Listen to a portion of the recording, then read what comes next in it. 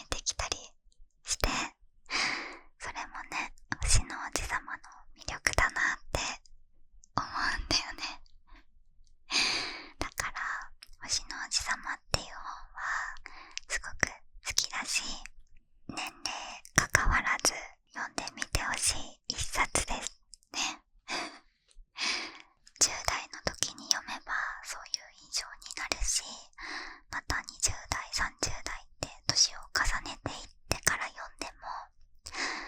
その時の考え方とか環境とかで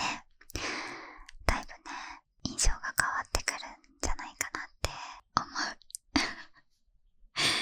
無理やりタメ語にするっていうで、私のファンマークがあるんですよ、実は。ここに出るかな、じゃじゃん。実はファンマークを決めましてっていうのもさ、コメントにさ、まよなちゃんのパンマはありますかっていう質問というかコメントをいただいて、で、まずね、パンマってなんだろうって思ったのパンマって何？ファミマみたいな。本当にさ、疎いからパンマって何ってところから始まってねGoogle でさ、ファンマ意味って調べてそしたらファンマークだったので、ファンマークってさ、応援してる方があったら、なんかそれをさ、名前の後ろにつけたり、あとコメントのとこにさ、ちょっとこう入れてみたりするものだと思うのね。それでさ、いいなーって思ってファンマークどうしようって考えてマヨナって名前が真夜中っぽいし夜っぽい感じのイメージはつけたいなって。で、あとはどうしようって思った時にね元からね、今のそのファンマのさ、バラの花の絵文字すごく好きで、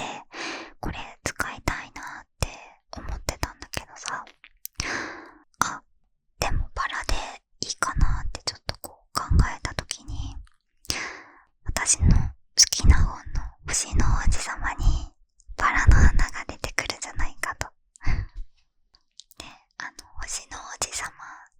にはさ、月っていうものはさ、確か出てこないんだよ。そのたくさんの星々っていう感じなんだけど、でも月も星の一つだし、私は満月より三日月の方が好きだったから、じゃあ好きなね言葉の意味も込めて、本当に大切なものは目には見えないとかね、これ本当にいろんなね名言があるんだよね。大切だって思うのはそこに時間をかけたからなんだよみたいなそういうね、いろんな名言があって、全部ねひっくるめて大好きだから、星の王子様っていうね、こうね、好きなね本の意味も込めて今のファンマークにしましたよかったら使ってみてください。まあね、星の王子様だけじゃないけど、そういう思いも込めてますっていうお話でした話せたすごくね、言いたかったんだよね。本当にね、めっちゃいい言葉がたくさん入ってるので、詰まってる本なので、ぜひ読んでみてほしい。はい。じゃあね、次はちょっとね、サクッといくね。最近私がインスタで見てるもの、ハマってるもの、好きなものはい。これね、一つ目のさ、話の時にも言ったんだけど、